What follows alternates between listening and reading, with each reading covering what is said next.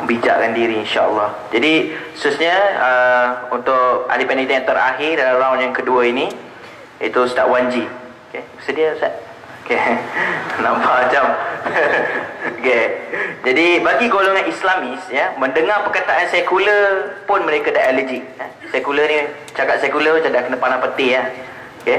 Tetapi di Turki, parti AK Parti ni, AKP, menyatakan akan meneruskan dasar sekular. Malah Erdogan mendefinisikan semula maksud sekular. Adakah wujud pemikiran Islam baru dengan tindakan Erdogan ni? Tidakkah ia menyalahi nas apabila kita nak terima ideologi sekular ni? So macam mana Ustaz? Mohon penerangan. Bismillahirrahmanirrahim. Soalan pasal sekular ni patut Dr. Mazhar kena jawab, sebab dia mempertahankan sekular sekarang. Ada dengar banyak orang dia cerita pasal sekular. Patut dia jawab kan. Tapi anda pun tak faham kenapa soalan ni kena dekat anda. Problem yang paling kedua, yang keduanya adalah anda ni orang PAS tau. Kalau aku cakap pasal sekular, nanti ada orang hantam aku. Tapi walau bagaimanapun anda cuba jawablah, insya-Allah, sekadar pembacaan dan pengetahuan yang kita tahu dan hasil daripada perbincangan dengan kawan-kawan. Cumanya anda tertarik dengan Dr. Mazhar tadi sebut pasal nama al-hukmu yaduru 'ala al-musamma la 'ala al-ismi. Hukum itu berlegar pada benda yang diberi nama, bukan pada nama. Basic dia senang. Ada orang cakap apa asas? Asas dia senang. Kalau ialah kita Ahlussunnah wal Jamaah, kita pegang Umar Al-Khattab. Masa Umar Al-Khattab merintah, Umar Al-Khattab ni dia berhadapan dengan satu dilema. Iaitu ada satu golongan Yahudi berbangsa Arab namanya Yahudi Bani Tughlub. Ana tak tahu baca Bani Tughlub ke Bani Taghlab. Pasal ana dengar Dr. Mahmud Zudi dia baca Tughlub, baca Taghlab. Tapi ada kawan baca Tughlub. Wallahu a'lam. Benda tak ada baris ni rembat je lah. Sebab dia baris. Jadi Yahudi Bani Tughlub ni, dia orang duduk dalam kerajaan Nabawi, kerajaan Umar Al-Khattab. Jadi bila duduk, problem dia orang ni perlu bayar jizyah. Bila bayar jizyah, mereka dilihat seperti golongan yang kedua dalam kerajaan. Orang Bani Yahudi Bani Tughlub, dia pergi jumpa dengan Umar, dia nyatakan bahawasanya kami tak boleh jadi dilihat sebagai golongan yang kedua. Kalau kami dilihat sebagai golongan yang kedua, nanti kami akan lawan kerajaan tu. Cuba fikir bayar jizyah tu macam mana agak-agak. Umar kata bayar zakat, tapi kandungan nama tu zakat, tapi kandungan bayar tu jizyah lah. Tu kan nama je. Jadi Dr. Yusuf Al-Qaradawi sebut dalam kitab As-Siyasah Syar'iyah, datang satu kaedah, al-hukmu yaduru 'ala al-musamma 'ala ismi. Hukum itu berlegar pada benda yang diberi nama, bukan pada nama. Malaysia ni ada dilema dulu satu isu. Anak saya Dr. Mazhar pun setuju isu itu, iaitu berkait dengan nikahul misyar, kahwin misyar, kahwin jalanan, misyar as-sayr, jalan kan. Kita dengar nama buruk, tapi Qaradawi jadi debate, dia bahas tentang nikahul misyar, kahwin dengan orang perempuan yang orang perempuan tu merelakan dirinya tidak diberi nafkah. Kita kahwin perempuan tu kata ambo nak janggut abeh, dia nak janggut ya, hal lain tak apa kan. Jadi dia rela untuk tidak diberi nafkah. Dalil yang dikemukakan oleh Dr. Yusuf Al-Qaradawi adalah Saudah binti Zam'ah, isteri Nabi SAW yang terlalu tua. Dia tahu Nabi SAW ni terlalu syok sangat dengan Siti Aisyah, menyebabkan Saudah binti Zam'ah yang dah tua, banyak benda tak boleh bagi pada Nabi. Dia menghadiahkan al-mabit, malam bermalam tu, kepada Siti Aisyah. Dia merelakan dirinya tidak diberi nafkah. Dari sudut maksudnya nikah tu tak bercanggah, tapi kalau segi nama dia alah problem sikit, misyar, buruk dengan nama tu kan. Tapi nak ceritanya al-hukmu yaduru 'ala al-musamma la 'ala al-ismi. Hukum itu berlegar pada benda yang diberi nama, bukan kepada nama. Dua. Yang ketiga, kat Malaysia juga dibising satu isu bir halal. Bir halal. Bunyi bir, alamak macam arak. Padahal hari-hari minum root beer. Root beer minum kan. Jadi dia bunyi tu, alamak macam buruk. Tapi bir halal, mabuk dah tak ada dah. Dia bukan arak, tapi nama je, nama dia bir. Orang yang minum arak pun best pula dengar nama dia pun minum. Last kali tertinggal pula minum arak, kancang bunyi dia. Bikin strategi lah kan. Tapi al-hukmu yadur 'ala al-musamma la 'ala al-ismi. Hukum itu berlegar pada benda yang diberi nama, bukan kepada nama. Serupa juga bila kita sebut tentang soal negara berkebajikan, kita cakap soal demokrasi, kita cakap soal sekular. Sekular ni just nama je sebenarnya. Dia nama. Apa yang kita faham sekular? Sebab orang duk momok. Sekular ni politik suku, agama suku. Politik suku, agama suku.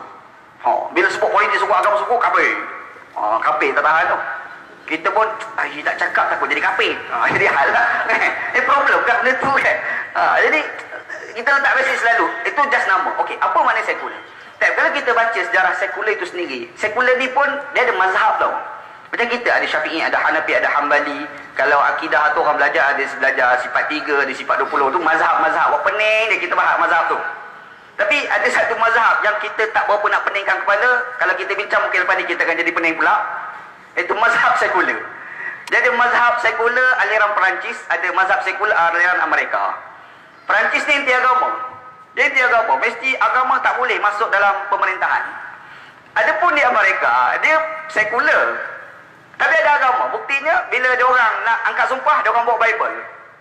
Dia sumpah tu bawa Bible. Bila bawa Bible, dah ada unsur agama tu. Jadi dia ada sekular yang anti agama, dia ada sekular yang pro agama. Sekularism dengan sekularisasi. Dua benda yang berbeza. Mustafa Kemal Atatürk dia masuk dekat Turki. Dan kita jangan duk nampak macam Osmaniyah tu bagus sangat. Jangan. Osmaniyah pun karut sebenarnya. Memang karut. Kalau ada duit, pergi kat Turki, pergi kat Museum Topkapi, tengok kursi khalifah. Khalifah tu khalifah istilah dia kan. Dia punya kursi tombol tu emas. Punya gila. Dia punya tombol tu emas. Kalau rakyat tengok macam kita tengok, hapraknya raja ni. Tak pelik bila masuk Mustafa Kemal Atatürk orang tua terima. Orang selalu cakap lah dekat kita, dia kata apa? Barat ni jahat. Orang kafir ni jahat. Perancangan daripada barat ni terlalu dahsyat. Dia duk kira yang barat tu jahat. Dia tak kira yang jahat oleh orang Islam ni. Kan Ibn Taymiyah ada sebut dalam kitab Al-Hizbah. Muka soalan keempat. Inna Allah yansuru daulatan adilatan wa inkanat kafiratan. Wa la yansurullahu daulatan zalimatan wa inkanat mu'minatan. Allah Ta'ala akan tolong negara yang adil walaupun negara itu bukan Islam sekalipun. Allah Ta'ala takkan tolong negara yang zalim walaupun negara itu orang Islam sekalipun. Orang dah faham apa itu Islam menang. Islam menang adalah pas memerintah. Betul ke agak-agak? Aku umpat Adakah pas memerintah maka Islam menang? Tak. Idza jaa nasrullahi wal fath wa ra'aitan nasa yadkhuluna fi dinillahi afwaja. Apabila datang pertolongan dan kemenangan, kamu akan lihat orang masuk Islam beramai-ramai. Menang Islam tu orang masuk Islam. Kita merintah, orang makin meluat dengan Islam. Menang ke? Pergi kat negara barat, banyak pula gereja bertukar jadi masjid. Di situlah Islam menang. Innallaha yansuru daulatan adilatan wa in kanat kafiratan. Allah Ta'ala tolong negara yang adil walaupun negara itu kafir sekalipun. Bukan aku nak suruh Malaysia jadi negara kafir, bukan. Pergi kempen pula Ustaz Khabar, Ustaz Wajib kempen negara jadi kafir. Gong apa? Nak buat dengan itu. Tak apa. Jadi bila semua sekular, Mustafa Kemal Atatürk lah dia anti agama. Dia ambil aliran Perancis punya mazhab. Tapi alhamdulillah Erdogan ni dia bijak tau main politik. Dia politik kena bijak. Kalau kau bodoh jangan masuk politik. Sebab kalau kau masuk nanti kata alamak kenapa lah kau masuk politik, kan menyusahkan orang. Betul tak? Dan anda pula mementingkan orang politik ni mesti bijak. Lebih-lebih lagi kalau orang tu je nak bawa Islam. Ana hujah itu dengan Dr. Mazli Malik. Bukan hujah dengan dia. Dalam program kita anda sebut hujah ni. Bagaimana Umar Khattab melantik seorang sahabat jadi gubernur Islam di Basrah yang bernama Ka'ab bin Sur. Cerita ni adalah kitab Al-Mughni. Iaitu apabila Umar Khattab didatangi seorang perempuan. Perempuan tu tanya pada Umar Khattab, dia kata aku punya suami yang baik. Malam tahajud, siang puasa. Bagus suami aku.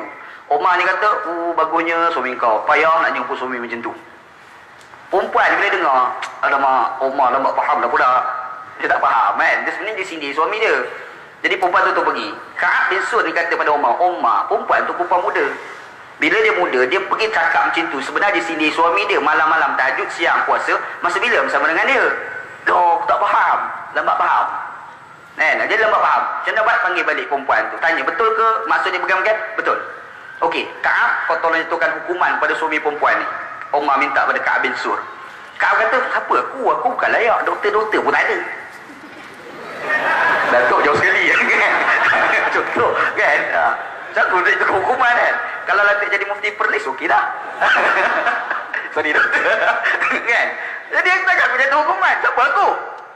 Tak ada, aku kagum. Aku respect. Sebab cara kau baca firasat muka perempuan tu, cut. Dia tak kata lah cut. Ada punya tafsiran dah tu. Jadi, Allah kata, kalau macam tu aku jatuhkan hukuman. Aku jatuhkan hukuman pada suami perempuan ni, dia dibenarkan tahajud, puasa, selama 3 hari. Hari keempat, haram. Umar terkejut. Mana korang buat hukum ni? Cuma dia boleh fikir macam ni. Apa kata Ka'ab? Aku berpegang dengan firman Allah Ta'ala, "Fankihu ma dhaba lakum minan nisa'i matna wa thulatha wa ruba'." Kawinilah perempuan itu 2, 3 dan 4. Bila kahwin 4, macam 3 hari itu 3 bini dia. Tu giliran keempat itu bini dia. Ka'ab kata, yang ni aku lagi respect daripada yang tadi. Cerita. Ka'ab pun dilantik oleh Umar Khattab sebagai gubernur Islam di Basrah. Gambaran dia bijak. Orang nak jadi ahli politik ni, dia satu politik berlawan, ada satu lagi politik berkawan. Di Malaysia ni, dia ada politik berlawan, PRBN. Ada satu lagi politik berkawan, PAS, DKR dan DAP. Masa kita berlawan, kita hentam Pak Kiamat, kau punya pasal. Tapi bila kau nak berkawan, kau kena bersaing secara sihat. Jadi macam mana nak bersaing? Kau kena bijak. Kalau bodoh, mesti duduk kat belakang, sokmo-sokmo. Nak bagi di depan tu macam mana? Bijak. Bijak ni kalau baca kitab politik lama-lama tu, turas-turas tu, dia kata satu benda penambahan sahaja pada ahli politik pemerintah. Tapi dalam era politik bersaing, dia adalah satu benda yang wajib. Okey, type. Nak jadi bijak. Anda nampak Erdogan ni bijak. Padahal dia bijak. Erdogan buat perangai dulu, parti Refah, kena guling. Sebab tak pasal-pasal sebut nak buat negara Islam. Walhal perlembagaan nuklear sebut sekular. Hal lah, jadi hal selalu. Askar pergi guling, habis kerajaan dia. Tapi Erdogan ni mempertahankan politik sekular. Itu tak tahan tau. Selama dia cakap macam tu kan. Tapi bila dia menang, hari pertama dalam parlimen, dia bawa bini pakai tudung. Yang pembangkang tu, masa tu BN sana. BN sana tu, apa ni tak sekular, belakang dia kutuk kawan tu. Dia kata, ini dah sekular. Sebab saya tidak memaksa. Kalau saya paksa bini saya buka tudung, maka saya tidak sekular. Wah, bijak tu. Dia bagi tu semuanya. Wah, ini sudah bagus. Last kali, unsur Islamkan di Turki itu dah berlaku. Dalam bakal belajar maqasid syariah lah, ada satu tajuk tu, hiyal, bukan sial, hiyal. Kan, hiyal dia berhela. Ibrahim An-Nakhai, bukan Ustaz Nakhai. Ibrahim An-Nakhai ni dia ada problem tau. Dia tokoh besar kan, ulama besar. Jadi duduk kat orang datang nak semayang tahajud, nak semayang sunat, tak sempat tau. Sebab orang kacau. Dia macam mana nak buat? Dia fikir-lah sekali. Dia kata apa? Dia kata kepada anak dia, kalau orang tanya dekat mana Ibrahim An-Nakhai, kata Ibrahim indal masjid. Ibrahim di masjid. Orang pun datang rumah, mana Ibrahim An-Nakhai indal masjid. Orang pun pergi masjid. Cari-cari tak ada. Walhal dia dalam bilik semayang rumah dia. Sebab masjid mana tempat sujud, bilik semayang. Hailah. Ada seorang tok guru ni, dia berdiri. Orang lari depan dia. Lari, dia tengok. Lepas tu duduk. Lepas tu datang pula tukang kerja. Bila tukang kerja datang, kau nampak tak ada orang lalu depan kamu tadi? Dia kata, semenjak aku duduk, aku tak nampak lagi. Sebab dia nampak masa tengah kiri. Itu bukan menipu, itu panggil hela. Berhela. Abu Bakar As-Siddiq dengan Rasulullah SAW masa hijrah Rasulullah SAW. Dalam perjalanan tu, orang kafir nak tangkap, orang Quraisy nak tangkap Nabi Muhammad. Nabi Muhammad berehat satu pokok. Lepas tu Abu Bakar As-Siddiq datang, seorang lelaki tengok Nabi Muhammad. Dia tanya, siapa tu? Nabi Muhammad kata, Abu Bakar kata, huwa al-hadi. Dia adalah al-hadi. Yang Badui dia faham, al-hadi ni penunjuk jalan pergi ke Madinah. Maksud Abu Bakar al-hadi penunjuk jalan ke syurga. Nampak? Berhela. Ahli politik kena berhela. Lebih-lebih lagi bila kau nak bagi Islam menang. Tapi jangan berhela sampai terkantoi. Tu bangang pula. Dia kata, alamak sudah, macam mana nak cover line? Jadi susah juga kan. Jadi dia kena bijak dalam main politik. Jadi bila kita sebut sekular, di sekular ni kita kena ingat dia perpisahan di antara agama dan politik. Dia macam ni tau. Ada benda yang kita kena pisah. Mana boleh Kementerian Kewangan itu disamakan dengan Jabatan Agama Islam? Kalau kau samakan jam nak mengurus, orang tu nak urus kewangan, orang tu juga nak urus masalah agama, problem juga tu. Jadi dia perlu pisahkan. Pisah daripada sudut tu, kerangka tu kan. Yang dikatakan pemisahan, yang dikatakan sekularisme ni adalah ekonomi tu mesti tidak boleh Islam. Macam tu. Mesti tidak boleh unsur agama. Jadi riba pun tak apalah, yang penting untung. Nampak? Itu dikatakan sekularisme. Kita tak nak sekularisme. Yang kita nak cakap sekularisasi. Itu just nama tau, dia bukan satu pemikiran. Kita tak mesti beriman dengan sekularisme, tak boleh beriman. Macam kita makan nasi, kita tak kata kalau makan nasi, nasi yang mengenyangkan. Tak, yang mengenyangkan itu Allah Ta'ala lah. Tapi nasi itu sebagai mekanisme nak bagi kenyang. Mekanisme yang dikatakan sekularisasi ataupun mekanisme yang dinamakan demokrasi itu just mekanisme je. Dan kalau kita bijak dalam menggunakan demokrasi, sekularisasi, insya-Allah kita akan bawa Islam dengan cara yang cukup cut dalam negara kita. Dan kalau orang tanya anda sendiri, anda antara orang yang tak setuju ada jabatan agama Islam? Sudah ustaz ni. Buat perangai pula hari ni. Anda saya pribadi betul tak? Kalau pengguna jabatan agama Islam, bila sebut Islam, Islam ni mustahil salah. Islam ni takkan salah. Tapi kalau orang memungkinkan salah. Bila jabatan agama Islam buat satu tindakan, bukankah itu boleh merosakkan nama Islam?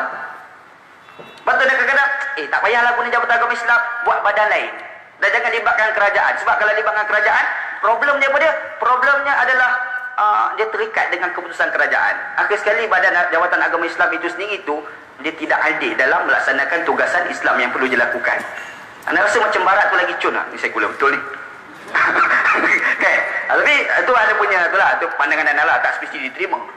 Okey, dua. Yang ketiga, anda nak sebut kita berpolitik ni kita kena ada tajdid. Dr. Mazhar dia bawa satu pemikiran minda tajdid. Anda fikir tau, ada sebilangan kita dia kata kita tidak boleh, kita kena pakai fikrah as-salatan secara asli, tulen. Dia tak boleh nak tajdid ni. Anda pelik, fiqh pun ada tajdid. Fiqh pun ada tajdid. Syafi'i duduk Baghdad, Syafi'i duduk di Mesir, dah tajdid dia punya. Alamak, kena sound. Dia tajdid. Tiba-tiba kita dalam fikrah tak boleh nak tajdid. Kita dalam politik tak boleh tajdid. Jangan terlalu terikat dengan Al-Mawardi. Ni kadang-kadang kita Al-Ahkam As-Sultaniyah, Al-Ahkam As-Sultaniyah. Okeylah, kita railah pemikiran dia pada zaman Abbasiyah. Tapi dalam baca Al-Ahkam As-Sultaniyah, cuba baca Turuqul Hukmiyah Imam Ibn Qayyim. Dalam kadang kita baca Al-Mawardi, kita baca juga Al-Hisbah Imam Ibn Taymiyah. Kita baca. Dan tak salah kalau kita nak baca John Rawls. John Rawls, apa itu keadilan kan? Kita baca Kerajaan Madani ditulis oleh John Locke. Kita baca. Mari kita cek, kita tengok. Bila kita tengok, cuba kita fikir macam mana kita nak mengadaptasikan fiqh yang telah diijtihadkan oleh ulama dalam sudut politik dalam negara kita dengan cara yang paling baik mendatangkan kemaslahatan kepada rakyat itu sendiri. Wallahu a'lam. Terima kasih ucapkan kepada Ustaz Wanji. Jadi